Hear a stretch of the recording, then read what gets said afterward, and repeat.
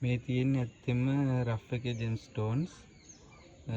මේවා ඇත්තටම cut and polish කරලා හොඳ තත්ත්වයට ගැනීමේ හැකියාව තියෙන්නේ කටර්ගේ අතේ. ඊට පස්සේ ඔප දැමීමද වැදගත් වෙනවා ඉතාමත්. ඒකෙන් තමයි ගලට ඉහළ මිලක් ලබා ගන්න පුළුවන් මේන්ම හේතුව. මේක කියන්න හේතුව දැන් තරුණයන් බොහෝ ලෙස තමන්ගේ ජෙම්ස් නිරපරාධී අපරාධයකට පත් කරගන්නවා. එම නිසා මේ කියන්නේ මේ ජෙම්ස් කට් කරද්දි හොඳ කට කෙනෙක්ට දීලා කට් කරන්න.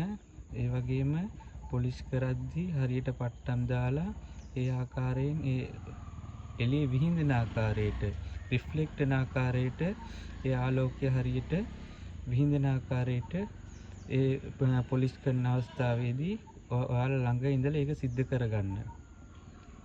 ඒක තමයි මට මේන්ලි කියන්න අවශ්‍ය වුණේ ඔයගොල්ලොන්ට.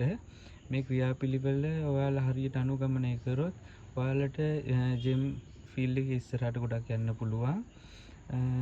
ඉතින් සියලු දෙනාටම සුබ දවසක්. ඔයාලට ඉස්සරහට දැන් මේ ගල් ප්‍රීෆෝම් කරලා